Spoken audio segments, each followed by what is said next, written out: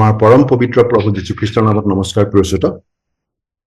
আজিৰ শাস্ত্ৰ পাঠ গীতমালা 14 নম্বৰ গীত।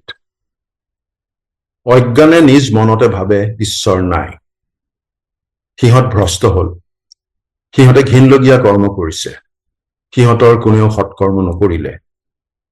বিবেচক কোনো আছে কি নাই, ঈশ্বৰক বিচাৰোতা কোনো আছে কি নাই, তাক জানিবৰ নিমিত্তে জিহুৱাই স্বৰ্গৰ পৰা মনুষ্য সন্তান বিলাকলৈ চালে।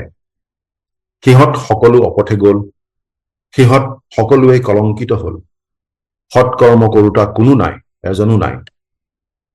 যিবোৰে মোৰ প্ৰজাক আহাৰৰ দৰে খায়, কিন্তু জিহুৱাৰ আগত প্ৰাৰ্থনা নকৰে, এনে কুকৰ্মীবোৰক জানো দণ্ড দিয়া নাযাব? সৌ তাত সিহঁতক কপনিয়ে ধৰিলে, কিয়নো ঈশ্বৰ পবিত্ৰ বংশৰ মাজত আছে। তহঁতে দুখীয়াৰ মন্ত্ৰণা ব্যৰ্থ কৰিব খুজিছ হয়, কিন্তু জিহুৱা তাৰ আশ্ৰয়। চিউনৰ পৰা ইছৰাইলৰ পৰিত্ৰাণ হলে মই কেনে ভাল পাওঁ। যেতিয়া জিহুৱাই নিজ প্ৰজাবিলাকৰ বন্দী অৱস্থা পৰিৱৰ্তন কৰিব, তেতিয়া জাকুবে উল্লাস কৰিব, ইছৰাইল আনন্দিত হব। সেয়া আছিল গীতমালা 14 নম্বৰ গীত। এজন নাস্তিক নাপিতৰ কাহিনী এটা শুনিছিলো। নাপিতজনে এদিন এজন পাষ্টৰৰ লগত কথা পাতি আছিল।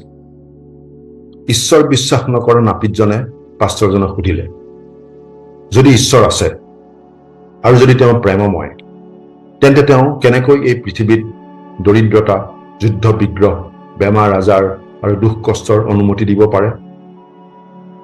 পাষ্টৰজনে কিবা এটা উত্তৰ দিয়াৰ আগতেই তেওঁলোকৰ সন্মুখেৰে এজন লেতেৰা মানুহ ৰাস্তাৰে পাৰ হৈ গল। সেই লেতেৰা মানুহজনৰ চুলি দীঘল আৰু আউলি বাউলি, মুখমণ্ডল আধা পকা দাড়িৰে ভৰা। সেই লেতেৰা মানুহজনলৈ আঙুলিয়াই পাষ্টৰজনে নাপিতজনক কলে, আপুনি এজন নাপিত আৰু নিজকে খুব ভাল নাপিত বুলি আপুনি দাবী কৰে। তেনেহলে সেই মানুহজনক কেনেকৈ কোনো যত্ন নোলোৱাকৈ আৰু দাড়ি চুলি নকটাকৈ থাকিবলৈ দিছে?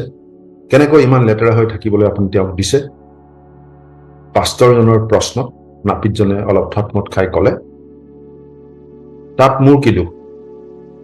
তেওঁ মোৰ ওচৰলৈ কেতিয়াও অহাই নাই, তেওঁক পৰিষ্কাৰ কৰি দিবলৈ তেওঁ মোক কেতিয়াও সুযোগটো দিয়াই নাই। গতিকে তেওঁ ইমান জধলা হৈ থকাত মোৰ কি দোষ? নাপিতজনে তেনেদৰে যুক্তি দৰ্শাই উত্তৰ দিলে। তেতিয়া উত্তৰত পাষ্টৰজনে কলে, আপুনি ঠিক কথাই কৈছে। মানুহ যি অৱস্থাত আছে তাৰ কাৰণ এয়ে যে তেওঁলোকে ঈশ্বৰক অগ্ৰাহ্য কৰে। তেওঁলোকৰ জীৱনটো সলনি কৰি দিবলৈ তেওঁলোকে ঈশ্বৰক সুযোগটো দিয়াই নাই। ঈশ্বৰক দোষ দিয়াটো মানুহৰ এটা স্বভাৱ। আনকি প্ৰথম মানৱ আদমেও তেওঁ কৰা অপৰাধৰ বাবে পৰোক্ষভাৱে ঈশ্বৰকেই দোষ দি কৈছিল, আপুনি যি তিৰোতা মোক দিছিল, সেই তিৰোতাগৰাকীয়ে খাবলৈ দিয়া বাবেহে মই ফলটো খালো। অৰ্থাৎ কথাটোৰ অৰ্থ আমি এনেকেও ভাবিব পাৰো যে আপুনি মোক সেই তিৰোতাগৰাকী নিদিয়া হলে মই ফলটো খাব লগা নহলহেঁতেন। ঈশ্বৰে মানুহক এটা স্বাধীন মন দি সৃষ্টি কৰিছে আৰু মানুহে স্বইচ্ছাৰে ঈশ্বৰক বিশ্বাস কৰি ঈশ্বৰৰ ওচৰলৈ অহাটো ঈশ্বৰে বিচাৰে। মানুহে স্বইচ্ছাৰে ঈশ্বৰৰ বাধ্য হৈ চলাটো ঈশ্বৰে বিচাৰে। মানুহৰ জীৱনটো ঈশ্বৰে থান-থিত লগাব পাৰে।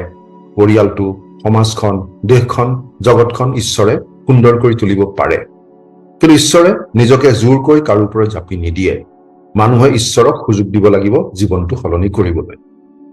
খ্ৰীষ্টীয় বিশ্বাসী হিচাপে আমি আমাৰ জীৱনত ঈশ্বৰক কাম কৰিবলৈ সুযোগ নিদিলে আমাৰ জীৱনটো যেনেদৰে পৰিৱৰ্তিত হোৱা উচিত তেনেদৰে পৰিৱৰ্তিত হোৱা আমি দেখিবলৈ নাপাম। প্ৰাৰ্থনা কৰিম। স্বৰ্গত থকা মৰমীয়াল পিতৃ ঈশ্বৰ, তুমি আমাক প্ৰভু যীশুৰ যোগেৰে পৰিত্ৰাণৰ বহুমূলীয়া আশীৰ্বাদ আগবঢ়াইছা। আমাৰ জীৱনটো তুমি বিচৰা ধৰণে যেন পৰিৱৰ্তিত হৈ থাকিব, তাৰ বাবে তুমি আমাৰ জীৱনত কাৰ্য কৰি থাকা। আমাৰ অবাধ্যতাৰ বাবে আমাক ক্ষমা কৰা। আজিৰ দিনটো তোমাৰ হাততে গতাইছো। ত্ৰাণকৰ্তা প্ৰভু যীশুৰ নামত, আমেন।